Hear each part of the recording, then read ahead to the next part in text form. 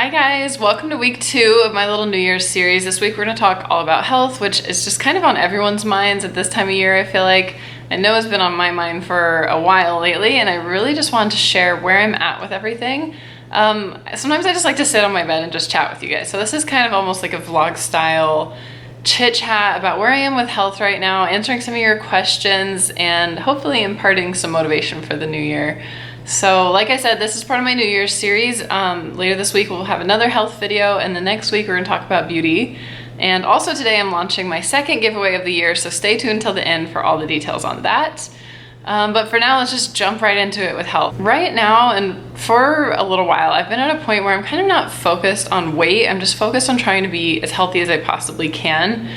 I think like most women, I've kind of been on and off diets my whole adult life. I think that's somewhat normal for women in our society, but I've really just come to this place where I'm so much more focused on being healthy and feeling good.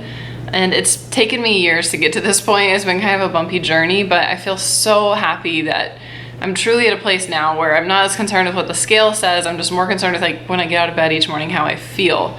And I have a lot of different people who've inspired me and motivated me, and I'll list all the resources down below.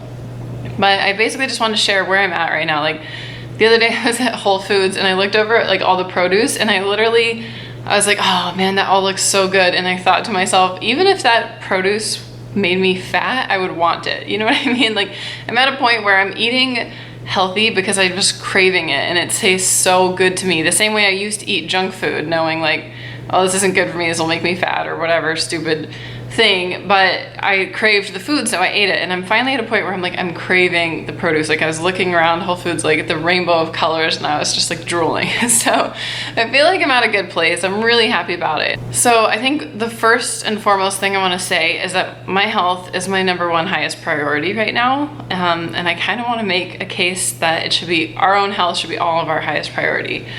I feel like saying my anything is my highest priority kind of like, when I first started thinking in these terms, I sort of bristled at it because I thought like, ooh, you know, my isn't supposed to be the highest priority. Like taking care of others is supposed to be our highest priority. And it just sounds really selfish to say my this, my that. But the more I've thought about it recently, the more I've come to this place where it's truly, you just, without your health, you don't have anything. You can't take care of anyone else. You know, you can't help others. Whatever greater good you feel like should be your highest priority, you can't help it without your health. You can't do anything. Like for example, just think of when you have a cold or like a toothache. It's so all consuming and it's like all you can think about. It hurts so bad. And then the second you're better, at least myself, I forget about it right away and I start taking my health for granted immediately. It's just so easy to take our health for granted. Like when we're fortunate enough to have good health, it just, I don't know why, it's just so easy to just move on to the next thing and just not worry about it. Like, yeah, of course my body will be there for me and do what I need it to do. But in reality, like we have to truly work towards that every day, prioritize our health, feel gratitude for our health, and just make it like the most important thing, because without it, you have nothing else. You know, like the age-old saying on the airplane, you have to put on your own oxygen mask before you can put on someone else's. I think that's true in our day-to-day life. Because just for so long now, my health has been the thing on my to-do list that I'm like, I can postpone that. But lately I've come to realize like, you can't do today's workout tomorrow. Like you have to do it today. You can't eat right today, tomorrow. You know, this is your only chance. Today is your only chance to take good care of your body. It's the only body you have to live in. And that's a fleeting opportunity. And sometimes by the time we realize our bad habits have caught up to us, it might be too late. Not necessarily. I actually think the body's ability to heal and recover from just about anything we can do to it is amazing. Like we have such a huge potential for healing, and that's so inspiring to me. So I kind of take back what I just said, like never feel like it's too late to get healthy. Like that's just not a thing. Like you can recover. The stories of what people have recovered from is amazing. So that's kind of a long-winded way to say my health is my #1 highest priority. And I really rebelled against that for a while when I first started thinking, I need to do this. I need to make this my highest priority. And I started kind of repeating that as a mantra to myself. A couple times a day, I would find a way to say it out loud. I know that sounds crazy, but even to myself, like, you know, in the morning when I want to just sleep in, when I don't need more sleep, I need to get up and get some movement and exercise, I tell myself, you know what? My health is my number one highest priority, and I'm gonna get up and go for a jog because I know that's what my body wants.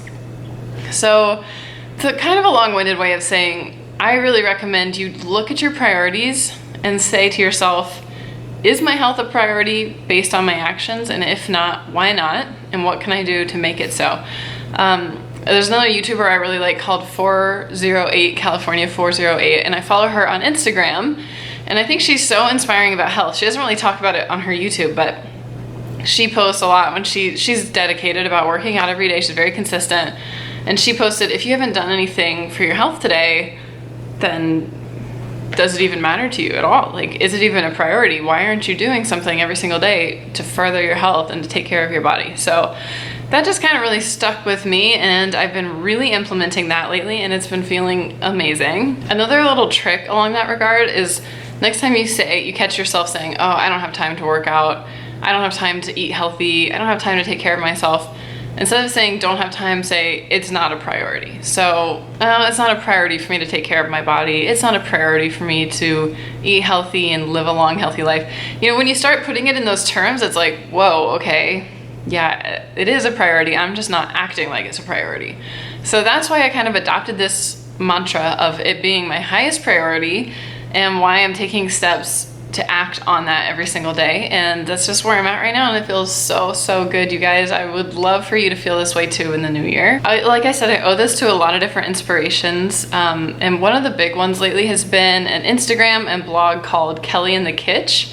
She's such a sweet girl, and she shares all about her health journey, and her health journey is really impressive because she's actually recovering from an eating disorder, and she had anorexia, and she was at such a scary low weight. She was like 75 pounds, and literally her life depended on gaining weight. And it's such an incredible story.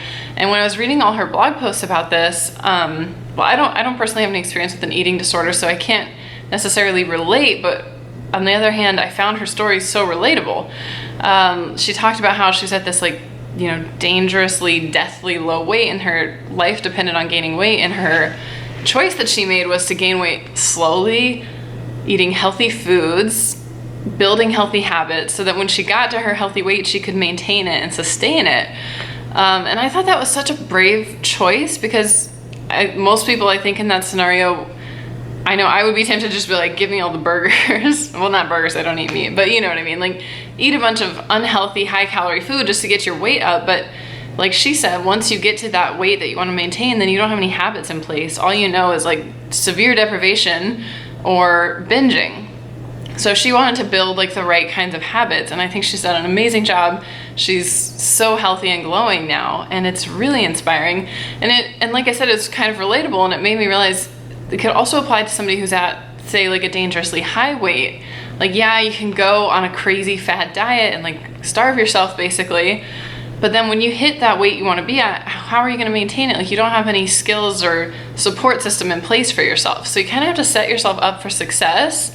And even if that means losing the weight slowly or gaining the weight slowly or whatever it is, just building those healthy habits along the way.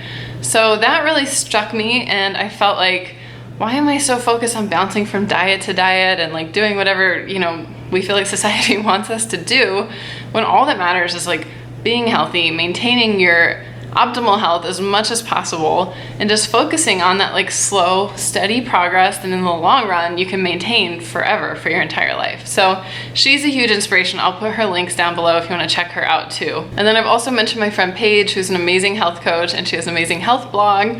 Put her info down below. And then you guys know I always love KGMTL on Instagram. She's super inspiring. So I don't know, I feel lucky that I have so much inspiration everywhere I look. Ali Sabdalis is doing a series on her channel, and I always feel like she and I kind of parallel where we're at, and she introduced me to KGMTL and a lot of other healthy stuff too. So I don't know, I feel really grateful that there's such a strong system of women out there that will support you and motivate you in the right way if you look for it. So that's another big tip in the new year, is like really look around at all the motivation and help lift each other up so we can all be as healthy as possible for health's sake, you know, not for some superficial reason or like societal reason, but truly just to live our best life in our body, because like I said, it's the only one you get. So now I want to move on to what I eat, and I get a lot of questions about this. And I can see why it would be a little bit confusing because I cook a lot of vegan recipes. You guys know I'm pescatarian. I don't eat meat. I only eat seafood. And I've been that way for about 7 years now. So I got a lot of questions like, did I go full vegan or what happened? And I wanted to just kind of give you that whole story right now. So KGMTL does a thing called the KGMTL Challenge. And it's really cool. It's like 2 weeks where you kind of eat like her, which is basically an anti-inflammatory diet. Like she avoids gluten, dairy, sugar, and like alcohol is limited to like once a week. So she's always talking about this. Like I said, I love following her account, and I thought, yeah, I'll give it a shot. Like a couple times ago that she did it. Was it 2? Yeah, maybe last fall, I'd say. So for 2 weeks, I like totally gave up all those foods. And I honestly wasn't like expecting anything out of it. I just wanted to see, out of pure curiosity, what happened. And what happened was shocking because A, my skin like totally cleared up, which, you know, fortunately my skin had been kind of on a good path anyway, but it was just like night and day with my skin. I felt better. Like usually at 9 o'clock at night, I hit this wall where I'm so tired I fall asleep while watching a movie, and it's so annoying. Like no matter how bad I want to just be with my husband and watch a movie and have a nice night, I would pass out because I'd be so tired. But I suddenly had all this abundant energy into the evening. It was crazy. And I just felt amazing overall. But the biggest thing that totally shocked me was this chronic knee pain I've had for pretty much like a decade now went away. Like not totally went away. Let's say I was at 100% pain in my knees before this. It all of a sudden dropped down to like 20%.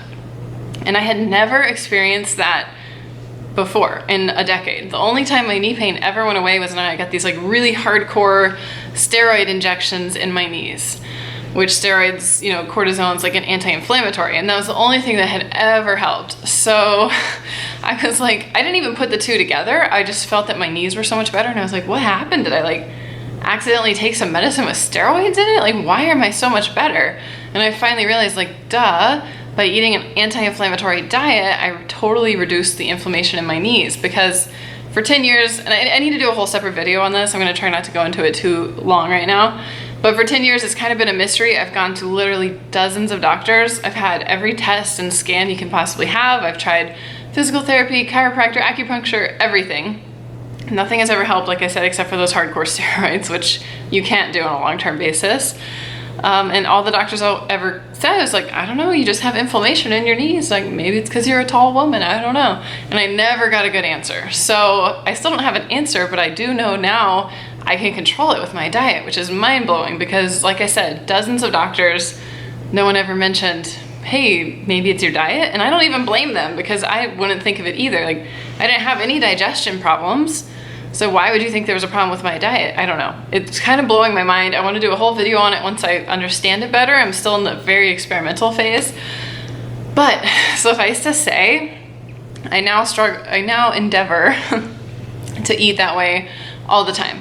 I've been pretty much off of gluten 100%, which helps the most, I think. But it's all things together. It's not just one thing. I'm also off the dairy. I try to limit my sugar. That's really the hardest thing for me. And I've been limiting my alcohol. So all of that combined has made for a much happier, healthier Charlotte. So happy about that. And I can't wait to share more with you as I learn more. But for now, that's where I'm at. So I don't eat meat because I already didn't. I don't eat dairy. I don't eat gluten. I try not to eat sugar. So what that leaves me is like seafood, eggs, gluten-free grains like oatmeal and quinoa, beans, fruits, veggies, nuts. Honestly, there's so much. When I first started cutting out all these foods, it was depressing. Like I felt like I lost comfort, you know, because food is comfort, and there's certain foods that you just go to all your life. They're always there for you. Like I remember when I quit smoking, my husband said, I kind of like broke down and cried one night. It's so embarrassing. And my husband, who was just my boyfriend at the time, was like, it's okay. Like cigarettes were your friend and you lost a friend. And it's normal to like grieve for it, even though they weren't, you know, serving you. It's still something you have to grieve. I was like, oh my God, this insightful man. Like, so lucky I found him. But I feel like what he said about cigarettes was true about these foods I had to cut out, and I literally felt like I lost a friend, that I couldn't just have a cheese quesadilla, you know, like something that had kind of been like a comfort go-to food for me my whole life. So I went through a rough transition phase, but I really feel like I've kind of come out on the other side. Like, there's so many good resources for recipes that are in this like healthier camp. KG MTL has an Instagram called KG's Kitchen that has every recipe is delicious, like every recipe I've tried.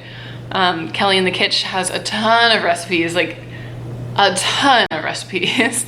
And if you just Google like gluten-free, dairy-free, it's amazing how many recipes will come up. And it's also amazing how easy it is to tweak recipes, like just leave out the cheese or just use a gluten-free wrap instead of a regular wrap.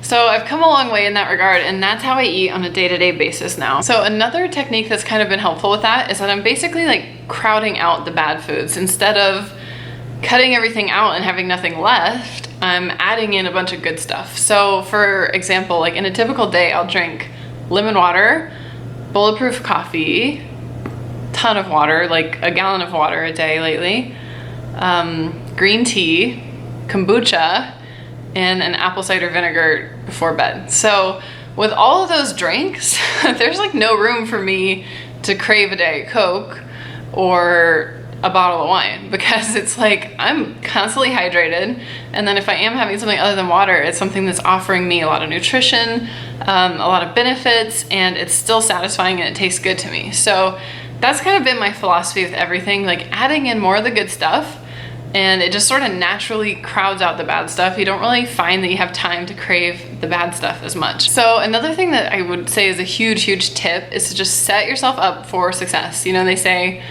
if you fail to plan, you plan to fail. You know, I'm a big planner, and I'm just all about setting yourself up for success. Lately, I have honestly never felt so loved and cared for by myself. I mean, I haven't felt so loved and cared for since I was like a kid, you know, when your parents take care of everything and it's such a happy time. And I feel like that now, because what I've been doing is like I meal plan every week for the week ahead. I make a grocery list, I pick out my recipes, breakfast, lunch, dinner, snacks, everything. In fact, I have a fun freebie for you. You guys know I'm all about the freebies right now with my little New Year's series. So I have a spreadsheet that's the actual spreadsheet I use for planning out my meals for the week. And I find it's really helpful. I plan it out, make my grocery list, and I like tape it to the fridge. So basically anytime I'm hungry, I just look at the fridge and I'm like, oh yeah, I know what I'm having now. And it just eliminates that like, oh shit, like what am I gonna eat? What am I gonna do? I gotta go kind of feeling. And I've been feeling so much more calm and happy, and like I said, just honestly cared for, which is kind of weird to say about yourself, but it's so nice. So just setting yourself up in little ways like that to succeed. Like every night I've been filling up my water bottles. You guys know I'm obsessed with my pink water bottle, which hint, stick around for the giveaway at the end of this video. And I have 3 of them, which is about a gallon of water. And so every night I fill all 3 up and I put them in the fridge. And it's such a little thing, but like waking up and knowing, oh, I already made myself my water for the day, and all I have to do is grab this nice cold bottle and like take it to the gym. It just makes it so easy to stay hydrated, and I just feel like, oh, I really like set myself up for success. Like that's so great. I have a leg up on the day. Just little stuff like that, like running the dishwasher. This is such a silly example, but if you run the dishwasher the night before, so that in the morning you have your lemon press to make your lemon juice. You have, I don't know, for me, I don't have duplicates of all my kitchen stuff, so I literally need to wash it every day. And little thing like that, like so I don't have to wake up and be like, oh, my lemon press is dirty, so I'll just get my lemon water. Just little things like that, trying to think ahead and just, you know, like how a mom would take care of their kid and like send them off to school with a nice healthy lunch. That's how I want you guys to start thinking of yourselves, basically. Or another thing that I do to set myself up for success is like every Monday, I fill up my pill case for the week with all my supplements and vitamins, which another hint. Yeah, I don't know, just little things like that. So I don't have to mess with 10 different supplement bottles. Like I just pick up my little case, it's ready to go, and I know like I took the time to prepare myself to get all my vitamins today, have healthy food, drink plenty of water, and it just feels so good. There's so many ways you can do that for yourself. You can put out your gym clothes the night before, you know, you can make your organize your calendar such that you have time to work out. Things like that are so worth it, and they really pay off. So given that, the question is, how do we motivate to actually follow through? And something I've been doing lately is like really tailoring health to my interests. So, you know, I'm a huge girly girl and honestly for a while I was a little bit turned off by being healthy because I thought of it as like a more, I don't really know how to say this, like not more masculine, but just like more of a tomboy thing that wasn't really my jam. And so what I've come to realize is like you can tailor health to whatever you're interested in. So let's say you're a girly girl like me. I've come to look at food as skincare. Like I love skincare. As you know, I go all in for skincare. It's like my favorite thing. And I've started literally looking at a plate, like a salad, and just seeing it like skincare. Like this is all going to make my skin so radiant and glowing. And that just makes me happy because I love to play with skincare. I love to play with makeup. And now I can bring that love into food. Like I can make a smoothie and think like, oh, this is gonna be so good for my hair. This is gonna have collagen to help make my hair, skin, and nails grow. Just little stuff like that. And I just, as I'm making the food, I see it as benefiting that aspect of myself. Obviously it's gonna benefit everything, but just focusing on the stuff that appeals to me. So for another example, like if you're a tech nerd, you could see it as like a way to get involved with like cool new apps and stuff. You can find all the best health apps for your Apple Watch or your iPhone. I don't know. But there's like a way to, you could make spreadsheets and like track your health and your food and your workouts. Just like find a way to tailor it to what you're into. Like if you really like being on your computer and calculating stuff, then you can track your health that way. If you really like wandering the aisles of Sephora, then you can look at your food as the first step, that Sephora is the next step too. So I hope that was a clear example. I don't know. Basically, I feel like whatever you're into, you can kind of see health as benefiting it. Because like I said, health has to be our highest priority because it affects everything. Without it, there's nothing. And so just kind of tailor it to that. Like if you really love your dog, which Lord knows I do, you know, you can think about the fact that your dog's gonna benefit from longer walks together and you having more energy to take them out. You can think about the fact you're gonna be there to take better care of your dog, you know, indefinitely, as long as you take care of yourself so you don't get sick. You can think about like how happy your dog will be to see you happy, because I really do think that they are in tune with that stuff. So the list goes on and on. Just whatever you're into, kind of start looking at health as an element of that and try to get excited about it that way. Okay, so next question I want to answer is what I do for workouts. Last year, towards the end of 2017, my workout routine was looking like this. Monday I would go to the gym pretty much every day. And Monday I would do lower body exercises and cardio. I would do cardio pretty much every day too, just because, you know, even just like a speed walk on the treadmill while I check my emails or something, just to kind of get moving. And then I would alternate my weights. So Monday I would do lower body. Tuesday I would do cardio plus yoga, because I love yoga. Wednesday I would do cardio plus upper body. Thursday I would like repeat the cycle, cardio plus lower body. Friday I would do cardio and yoga. Saturday I would do cardio and upper body, and then Sunday I would rest. So that was kind of feeling good for me. It was like a fun, just rocked the boat. That was like a fun little cycle for me that I was really enjoying. Now that we're into the new year, for some reason, all I'm craving is like running, like run, miles for breakfast. Like I just wake up excited to go for a run every day. I'm craving it. I'm craving the mental escape. And it feels so good. So I kind of listen to myself in that regard. Like I'm not gonna force myself to keep doing last year's gym routine now that I'm craving running. And I think it's, you know, because my knees are getting better. I'm so excited to like get to stretch my legs literally. So I'm just kind of going with it. I've been like running most days and obviously taking rest days when I need it. And I'll probably transition back into doing more weights, doing like more classes. I always try to do at least 2 yoga classes a week because I think it's so good for you. So I do kind of bounce my workouts around and base it on what I've been craving lately and try to make a habit and a routine out of it. I don't do it like, what am I craving today? Because honestly, 99% of the time, there's a chance I'd be like, I'm not craving any workout today. So I don't give myself that much latitude. It's more like, I'm going to do something today. I'm going to move somehow today because that makes my body feel good and it's healthy. But the question is just like, what has been feeling good lately? Has it been a run? Has it been yoga? Has it been weights? And I just sort of set a routine based on that. And it kind of changes seasonally, I feel like, depending on just where I'm at. And I think that's the most important thing. Like if you try to force yourself to do a workout that you just don't like, you're not gonna do it and it's gonna be unnecessarily hard. more of a struggle than it needs to be, because every day you'll be like, I don't want to do it. You'll try and talk yourself out of it, and it's like becomes a whole thing. And I've been there before. But if you just say, you know what, I'm craving running lately, I'm just gonna go for a run every day, then you'll do it because that's what you really want to be doing. But if I was like, no, I have to go get my upper body workout in, like I'm gonna do it, I might just be like, never mind, I just won't do anything today. So I think it's important to listen to what you want and do what you're excited to do, or else you might do nothing. You know, so maybe that a lot of people just hate working out. I'm not like that. I really do like working out.